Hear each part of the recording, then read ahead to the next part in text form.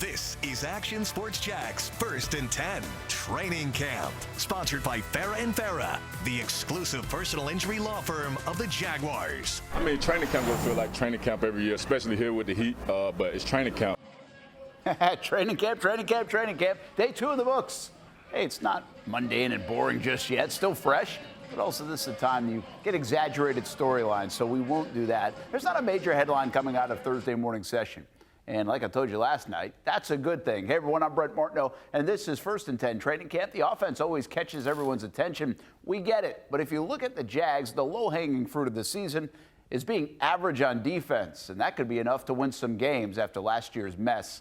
Another nice morning for the fans underneath the fans in the bleachers, and, well, me in the shade just watching instead of running around. Probably a bit hot for the players, though, and it's only going to get worse. So far, so good on the Liam Cohen camp planner. Remember, the pads go on Monday, and that's when the real fun begins. So I mentioned no headlines, but we do have notes. Buster Brown, the Jags corner, didn't practice today after running with the one-some yesterday. Lower leg injury. Precautionary move to hold him out. Josh Cephas, a storyline last camp, ended up on the practice squad, and he's showing out in practice again this summer. Travis Hunter wearing the teal offensive jersey today, but continues to take moments during practice to work with the defensive coaching staff. More on Travis in a bit. I mentioned the Jags defense was bad last year. I don't think I have to say it, but there's no other way to say it. The only way is up. Eliminate the big play busts, force a few more turnovers, tackle a bit better, coach better, and just like that, the Jaguars could be in the middle of the pack. They also think they have some pieces to be even much better than that. A lot depends on how Anthony Campanile plays the chessboard. What it takes to get better at football is playing football. So you need constant repetition. It's all about muscle memory and seeing things over and over and over again, talking about things in a consistent way, saying things the same way. Everybody speaking the same language and everybody driving the same points home. Obviously, it's 2 days, but they're doing a really good job and hopefully continue to get better.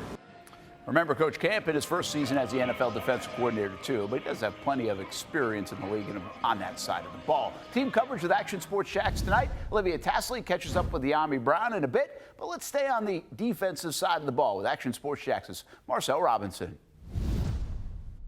Day 2 of training camp here for the Jacksonville Jaguars, and it's no secret. Most of the eyes here are on who? The offense, the Trevor Lawrence, the BTJs, and of course we can't forget about Travis Hunter. But this is the second day in a row that this Jaguars defense has shined. They've gotten their hands on the football for the second consecutive day today, had the opportunity for so many more today as well during the course of practice, and it's only up from here for this Jaguars defense. It's going good. The coaching staff doing great. I feel like they're doing a great job with the play call. Like I say, we're just refreshing on the plays, so obviously they're not just pouring it on us. It's not our first time hearing it. I love the attack mentality, just the mentality that Camp brings along. He's the same high energy guy every day, and as a person looking at someone else, all you can ask for is them to be consistent every day, and he's been that every day. Every day we're just trying to come in and get 1% better as a unit, as a team, and that's the goal. We get 1% better every day. But I like the maturity of the group, and just everybody's pushing each other to get better and be in the right spots and putting their little tidbits what they saw and stuff, because we've seen a lot of plays. We've seen, what could be a problem play and all that. So I like this, the way we're able to talk about play and our responsibilities and stuff. It's really cool and refreshing right now. Seems like even with this being a new system, you guys are playing fast, flying around, moving around. That's obviously something good to see, especially early on. Yeah, I think we took it upon ourselves to be better than last year. And that's the way to do it. Swarming to the ball, communication in the right spot. We know what it looks like when it's wrong, and we didn't like that. So let's be better. Now, the good thing about this Jags defense is that they're making plays early, which is what you want to see. And it's not just the new guys, the Jordan Lewises of the world, but it's the old guys, guys that have been here, the guys that have been making plays. They're stacking them up. They're climbing that ladder, which is exactly what you want to see, because it's going to take this entire defense to do much better than they did last year for this Jaguars team to be successful going forward. At the Miller Electric Center, Marcel Robinson, Action Sports Jax.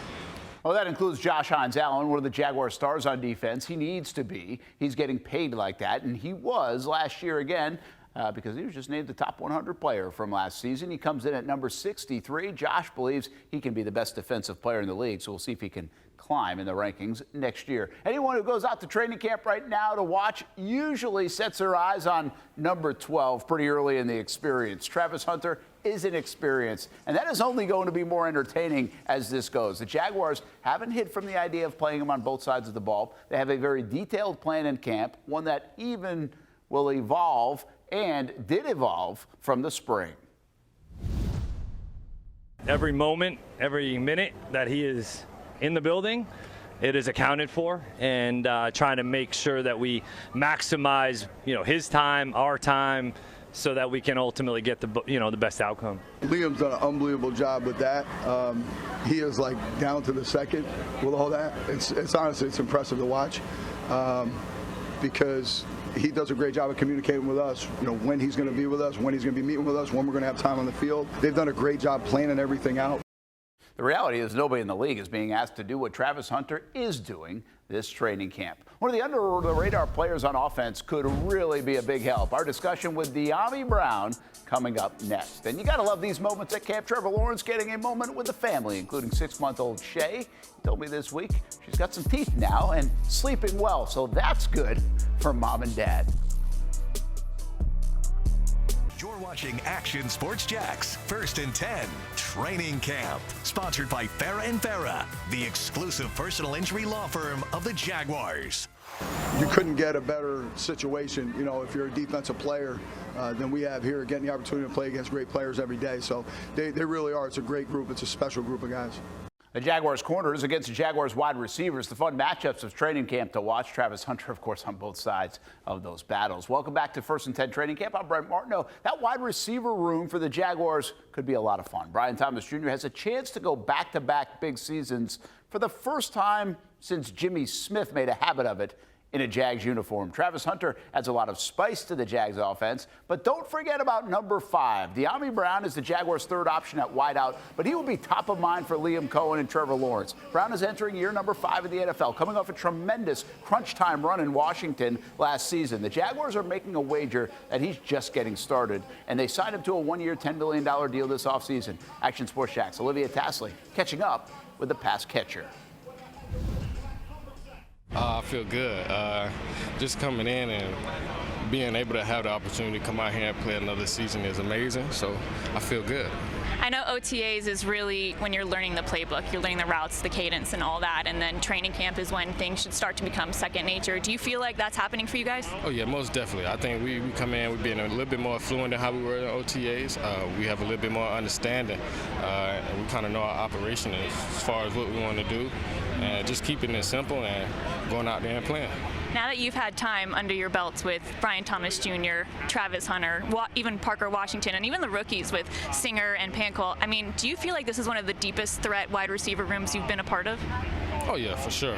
It's a lot of speed in the room, and it's crazy because it's like 1 or 2 guys that can be a deep threat, but when you have a lot of people that can do it as a whole group, it gives balance to a defense, and we want to be explosive like that, and that's how offense can score points. I know Cohen, from the beginning, said that he really wanted to diversify your role. That was part of being the growth for you in that tree. Do you feel like that's happening for you? Oh yeah, most definitely. It's been a different role for me from where I came from. So just for me being the leader of the group, kind of one of the older guys, surprisingly. I'm still young, but yeah, it's a good role to even, because I'm still young, so I still kind of understand, but then also knowing the game as well, I can help teach and I can still learn at the same time. Yeah, and I watched your YouTube special in the Bahamas. How much growth do you feel like happened between OTAs there and here? Oh man, a whole lot, and usually in the offseason you see guys get together at least like one time, but it was multiple times when we were together. So we kind of understanding each other and getting to know each other a little bit more than just coming here, reporting here, and seeing each other every day. We kind of want to go out there and build that chemistry so it can be a real brotherhood. How do you feel the chemistry between you and Trevor is really growing? Oh, tremendously. I pick his brain every single day. He picked mine. What are you thinking on this? What are you thinking on that? Depending on the different looks that we get. So I think that right there is how we can get on the same page and understand each other. So to where, okay, if we get this look, I'm going to be here, and then this ball placement to be there. So it's things like that that'll help us as well. What's it like going up a coach camp defense? Oh, man, it's a great defense. They disguise very well, and they have some guys that can go out there and do those things. I think the defense right now, you can hear it, they communicate a whole lot. So I like things like that to where it's communication so they can understand, so they'll be able to, stop things as well. Mm-hmm. And, with a good offense, it's a great defense. I'm buying on Dyami Brown. I think he's going to be a big contributor this season. Edward Waters University keeps making upgrades. The latest one will be a boost to the football program. That story coming up next. And that stadium renovation is underway outside Everbank. A lot happening this offseason with that. And that will continue most of the rest of the year. Just got to make sure you stop on Sundays. You're watching Action Sports Jacks, 1st and 10, Training Camp. Sponsored by Farah & Farah, the exclusive personal injury law firm of the Jaguars. Woo! Hey, new season and a big upgrade for the Edward Waters University football team as they unveiled a brand new locker room this week. The Tigers facility gets a big boost as EWU prepares to hit the field as the only NCAA football team in Jacksonville this fall. Hey, and on a local golf update, former Nice golfer Ryan Gear, now at Embry-Riddle, leads the Jacks Am after round one. Play continues at Timuquana tomorrow and Saturday. Meanwhile, at the U.S. Junior Amateur, Miles Russell onto the quarterfinals after 2 wins today. He's out of Jacks Beach, plays at 7:30 tomorrow morning. Will play in the semifinal if he wins that in the afternoon. That's a big-time event. David Duval won that back in 1989. Tyler Mawhinney sees his run end in the round of 16, falling one up. We have some fantastic junior golfers in the area. Good luck to Miles. Tomorrow, back at training camp in the morning. We'll see you there. Thanks for watching Action Sports Jacks 1st and 10 Training Camp. Sponsored by Farah & Farah, the exclusive personal injury law firm of the Jaguars.